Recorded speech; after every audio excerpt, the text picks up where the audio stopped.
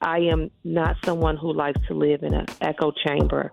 I want to be surrounded by people who have difference of thought and opinion.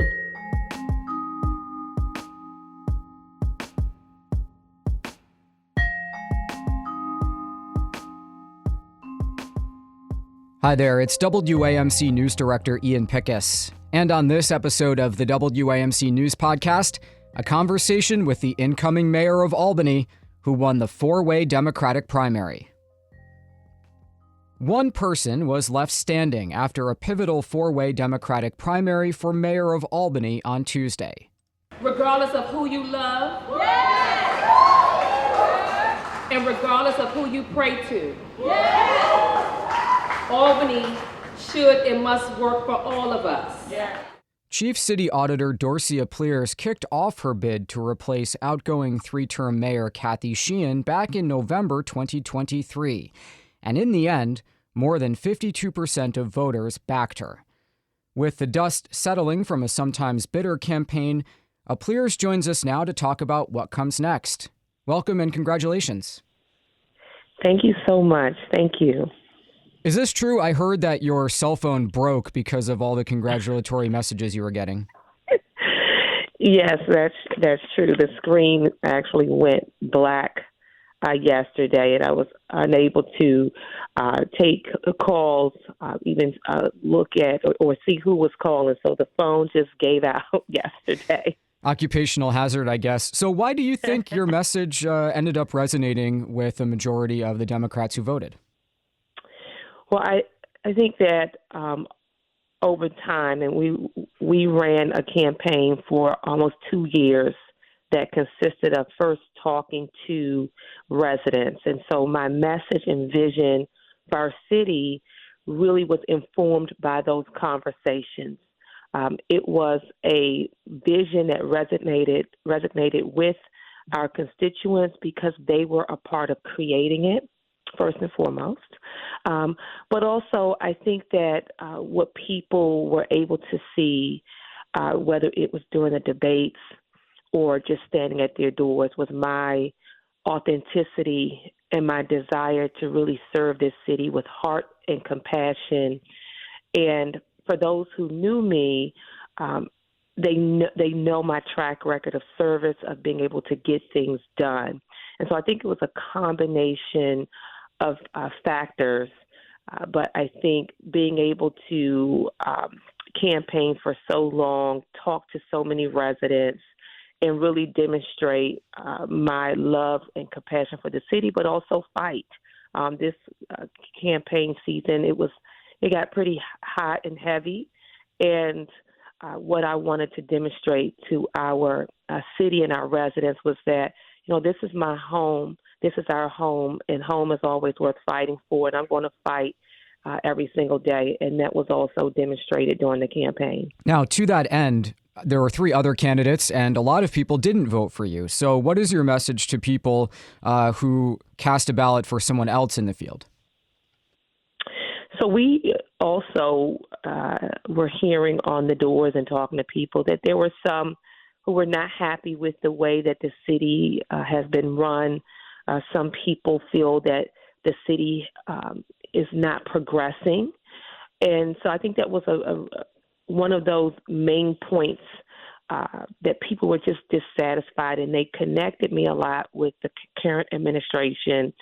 Even though I am an independent elected official and have been during my tenure, people still made that connection. And so what I need to do at this juncture is really work to build the trust with those residents who were concerned, who had their candidate for a variety of reasons, but it's time to get to work. I would like to partner with every single constituent. It will take all of us to move Albany forward. And I am a leader who always looks to bring people together, a bridge builder, a listener. And that's what Albany residents can expect from me, someone who is ready to roll up my sleeves and get to work on their behalf, to listen to them. And regardless of whether you voted for me or not, I am here to be of service to all of our residents. Now, just to be clear, Mayor Sheehan did endorse you late in the race. And so what does distinguish you from Mayor Sheehan, and what would you like to do differently than what she's done over her 12 years? Well, some talk about some similarities, which I would agree with. This notion that we are both short, feisty women, that came up a lot on the campaign trail. And the fact that and I've worked with Mayor Sheehan for some time, we both are individuals who love the city, put ego aside, and have always worked in the best interest of Albany residents, even when she and I have not seen eye to eye. What most people don't know is that over the years we have had serious disagreements over leadership and some decisions that the mayor has made. But I am not someone who, just because I don't agree with you, I can't work with you. And so what makes me different is, one, I think just style. I am someone who I talk to everyone. You will often see me out in the neighborhoods hugging people, talking to people, spending a lot of time. That is just by nature who I am. I think in order to connect with people, you have to go where they are, be where they are, listen intently to what they need. And that has served me well as a city councilwoman, but also as a city auditor. I'm known to be a listener and compassionate, as I mentioned. I think also I am very much community-centric. I come from nonprofit work. I started my career doing HIV/AIDS work on Clinton Avenue. I have a master's and doctorate in public health. And so you don't go into public health because you want to get rich. You go into public health because you have a genuine love and passion for people and wanting to improve quality of life issues. And so that expertise allows me to see city issues, some of our most pressing issues, from a unique perspective. I am trained to tackle public health challenges like the housing crisis, substance use crisis, gun violence. The other thing is I believe in building a broad-based coalition, and that was clear and apparent through the team that I built, the campaign team, but also the coalition of people that supported my candidacy. I am not someone who likes to live in an echo chamber. I want to be surrounded by people who have difference of thought and opinion, because that is what truly makes Albany what it is. We are a very diverse city. We have different perspectives, a variety of different cultures, and our cultures and lived experiences inform how we view the world and view the city and make decisions. And so as a leader, I am someone who will have diversity at the table as we are working hard to address Albany's most complex issues. So those are just some examples. The last thing I'll say is that one of the biggest issues and challenges that residents have talked about is feeling disconnected from city government.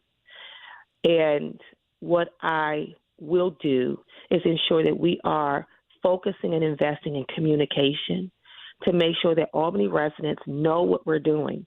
It's not enough to stand up programs and initiatives or make certain investments and you don't communicate with the residents.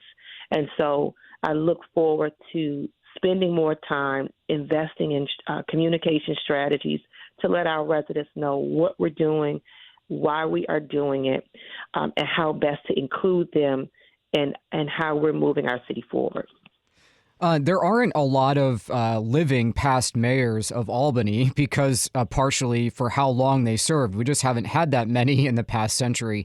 And Jerry Jennings, who had the job for 5 terms, endorsed Dan Cerruti, who finished second in this primary. Have you had a chance to talk to Mayor Jennings since your victory on Tuesday? No, I have not. Do you want to? Do you think you can get any advice from him that would be helpful? Absolutely.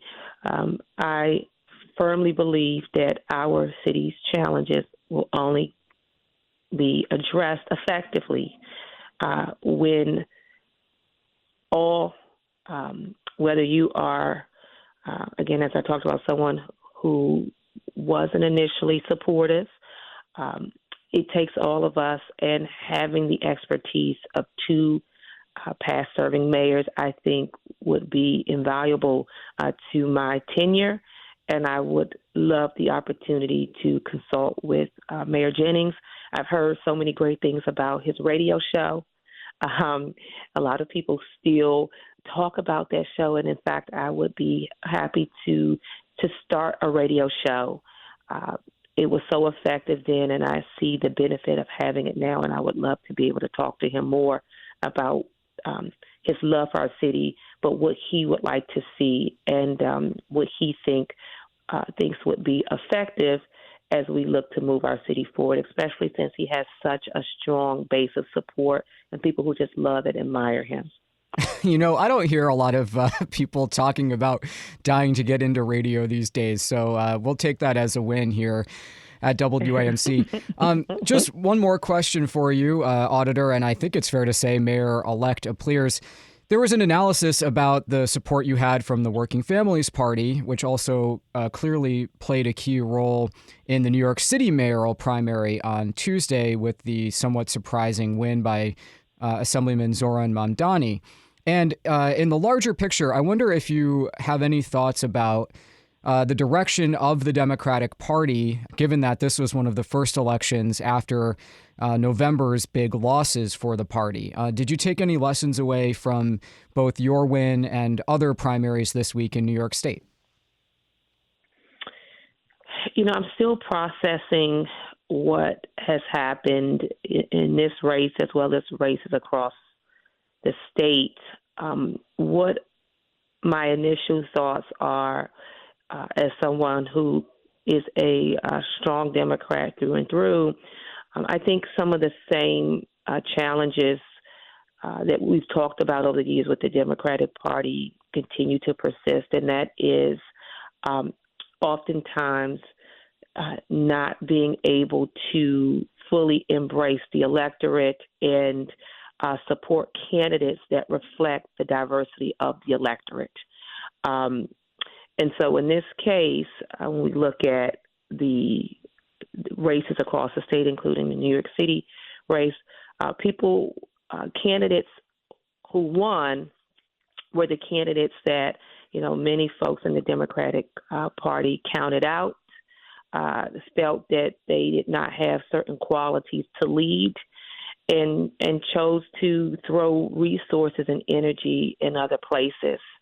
And I think that if we do not be more open-minded to big tent politics and policies, we will continue to see challenges at the national level because we continue to get in our own way, continue to have a very narrow view at times at what leadership should look and feel like, and what it has felt like in the past, and trying to replicate that versus understanding that people are crying out and really want to see different styles of leadership that reflects their values. And so we still have a lot of work to do within the Democratic Party. We've been speaking with Albany's Chief City Auditor Dorcey Applyrs, who won Tuesday's Democratic primary to be the next mayor of the city of Albany. Applyrs would be the first black mayor in the city's history. Dorcey Applyrs, congratulations, and we look forward to keeping the conversation going as you prepare for the new year and your new role. I'm looking forward to it, and thank you so very much. Okay, that does it for this episode of the WAMC News Podcast. Thanks so much for listening. Until next time, I'm Ian Pickus.